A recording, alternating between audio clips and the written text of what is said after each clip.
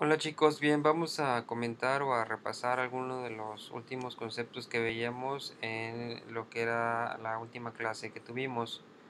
Ahí hablábamos de ciertos conceptos y uno de ellos era el concepto de entidad débil. ¿Qué es una entidad débil? Bueno, realmente es una entidad como cualesquiera otra. ¿En qué se difiere esto? Se dice que para que deba de existir esta entidad débil, debe de haber ya o de tener una entidad a la que llamaremos fuerte. Es decir, esta entidad débil depende de que exista la entidad fuerte. Algunos ejemplos ya comentados en clase, pues aquí tenemos algunas ideas. Supongamos que vamos a registrar en tablas separadas, una tabla para registrar software y en otra para registrar versiones. Yo no podría o no podría existir la versión si no tengo mi software en la respectiva tabla. Otro ejemplo u otro caso similar podría ser en el caso de la relación edificio y departamento. Si yo tengo, por ejemplo, una tabla donde voy registrando edificios y otra donde voy registrando sus departamentos, eh, se dice que la tabla departamento en esa relación sería una entidad débil. ¿Por qué? Bueno, porque el departamento pertenece a un edificio.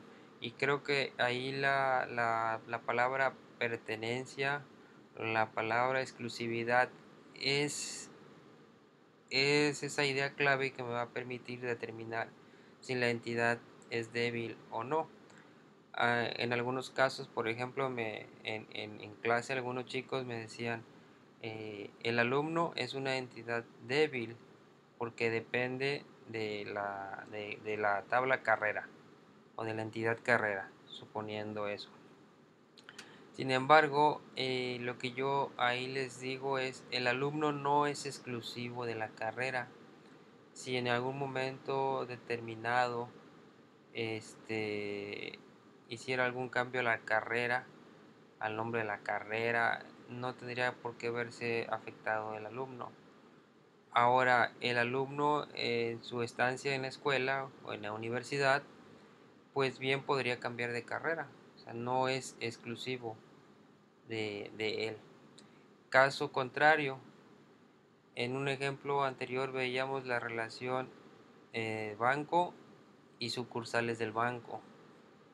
La sucursal es exclusiva de un determinado banco. Yo no puedo tener la sucursal 500 que está localizada en la colonia centro de Victoria, Tamaulipas, y decir que pertenece al banco Banamex y posteriormente decir más adelante que siempre esa sucursal ahora ya no es de Banamex, ahora es de, no sé, de Bancomer o de algún otro banco. Es decir, esa entidad, en este caso esa sucursal, pertenece a un banco. Algunos otros ejemplos de entidades débiles se pueden aparecer con, por ejemplo, los atributos multivaluados. Eh, por dar un ejemplo, un alumno puede tener varios números telefónicos o varios correos electrónicos. Si yo deseo registrarlos todos, pues esos vienen a ser atributos que tienen para el mismo caso, en este caso para el mismo alumno, tienen más de un valor. Se les llama atributos múltiples o multivaluados. Esos atributos múltiples yo los puedo convertir en entidades débiles y son dependientes, en este caso del alumno. Si yo tengo registrado ahí una tabla de teléfonos como una entidad débil que se desprendió del alumno, pues el teléfono es de él, es del alumno, es exclusivo de él. Si el día de mañana elimino al alumno, pues no voy a dejar los números telefónicos de él. ¿Para qué los quiero? No me sirven. Igual si tengo una entidad débil que sea correos electrónicos y yo digo es una entidad débil respecto a la tabla alumno, es decir, alumno en la tabla fuerte.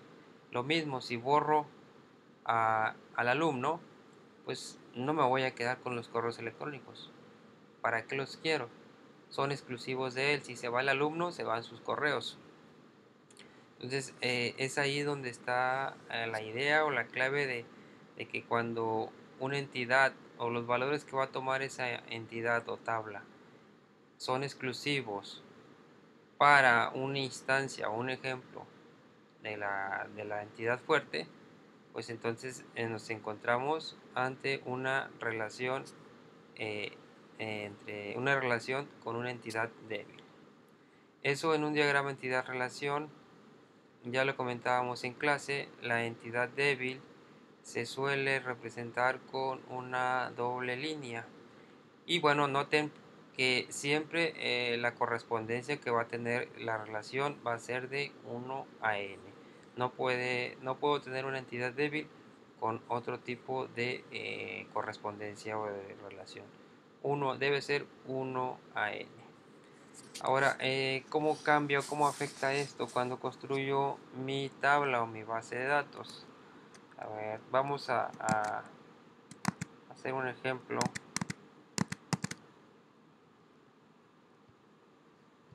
Directamente aquí voy a crear una base de datos a la que llamaré ejemplo,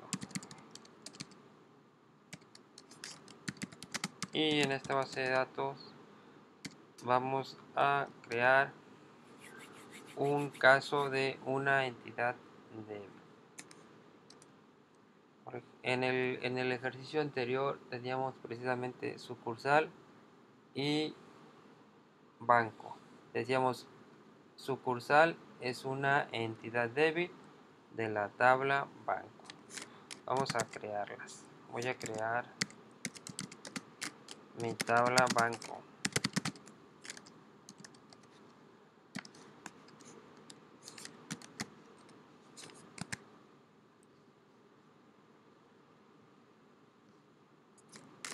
Le voy a poner un identificador que sea entero y auto incremental.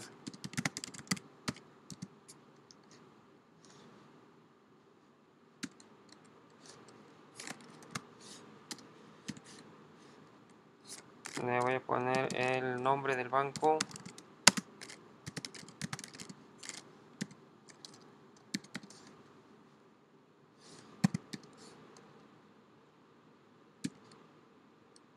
Y no sé, por dar otro campo le voy a poner país de origen.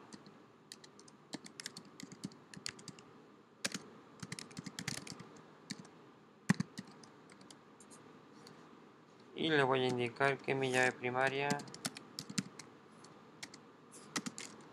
es mi campo llamado ID. Y voy a crear la tabla sucursal.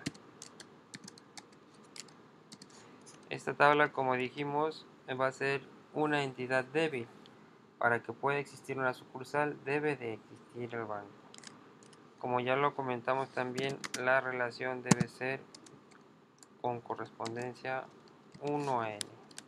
Es decir, un banco tiene o puede tener n sucursales.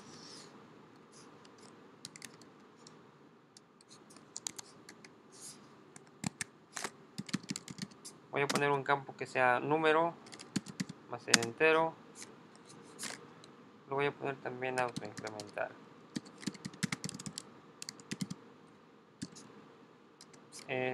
Voy a poner dirección.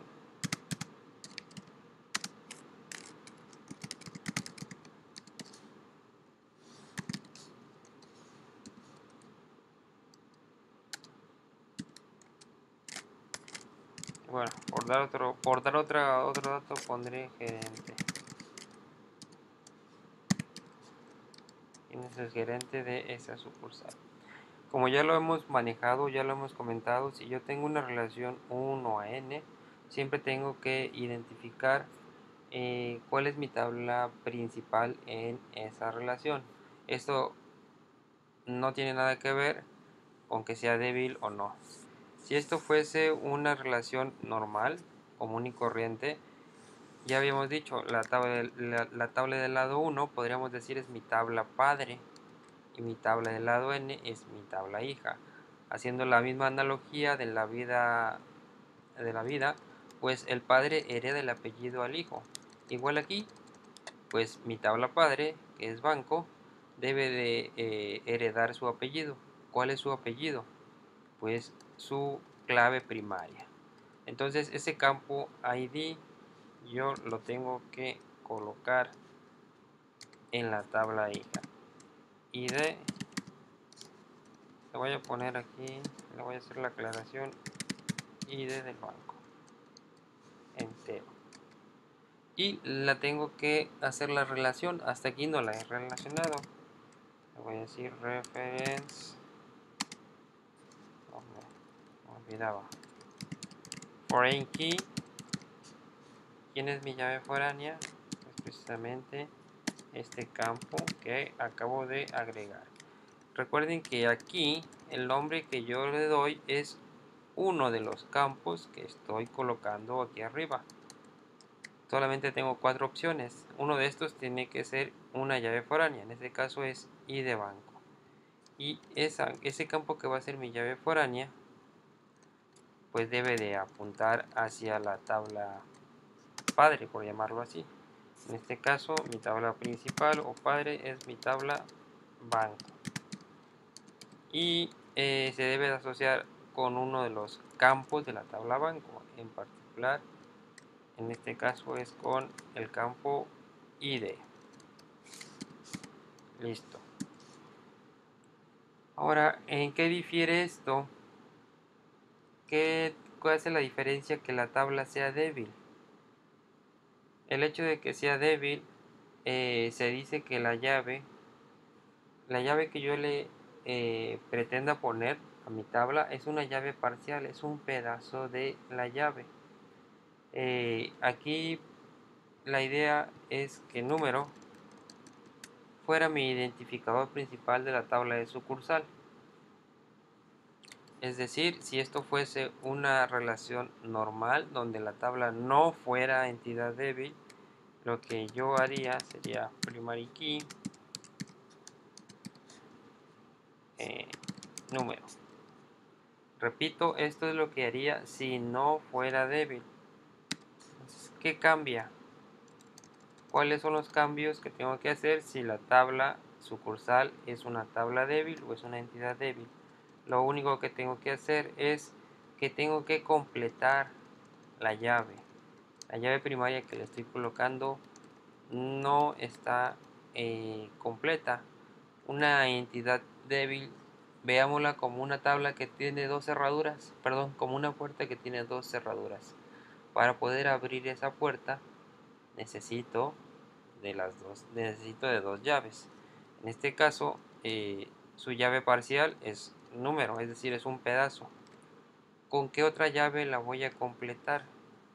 Pues la voy a completar con la llave de la tabla fuerte. En este caso es el identificador del banco. Entonces tengo que completarla con alguna de estas columnas. Y de banco, gerente, dirección. Entonces mi llave foránea es ID del banco.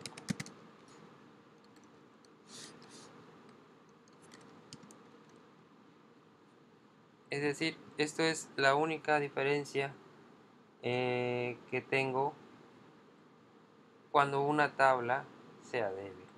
Tengo que armar o crear una llave primaria compuesta. Voy a ejecutar esto.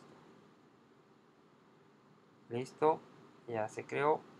Aquí tengo mi base de datos de ejemplo y tengo mis dos tablas, mi tabla banco y mi tabla sucursal. Noten que bueno, ya aquí ya las tengo relacionadas, ya aparecen las llaves foráneas. Bueno, en este caso solamente es una sola llave foránea. Ahora, a partir de este momento, si hubiese una relación de la tabla sucursal con una correspondencia 1 a n hacia otra tabla, en esta nueva relación sucursal sería la tabla padre o principal y la otra tabla sería la hija. Volvemos a lo mismo, tengo que heredar la llave de la tabla padre o la tabla principal hacia la tabla hija. Entonces no pierdan de vista cuál es la llave primaria de la tabla padre. La llave primaria de la tabla sucursal es la combinación de dos columnas, la columna número y la columna ID banco. Esa combinación nunca debe de repetirse. De manera separada, puede que el número tenga en varias filas tenga el mismo valor, o inclusive la columna I de banco pudiese tener valores repetidos, pero nunca la combinación número con identificador del banco debe de repetirse. Supongamos el I de banco o el banco 1 con la sucursal 100 nunca debiera aparecer en más de una fila. Entonces cuando yo haga por relación de la tabla sucursal con otra, como lo estoy planteando aquí, sucursal 1 a n con otra tabla, yo tendría que colocar o heredar su llave primaria. En este caso, tengo que colocar dos campos, que es el número de la sucursal y el identificador del banco. Ahí lo que tendría sería una sola llave foránea, pero sería una llave foránea compuesta, formada por dos columnas. Entonces, bueno, esta es la única diferencia si mi tabla es débil, si tengo una relación con una tabla débil.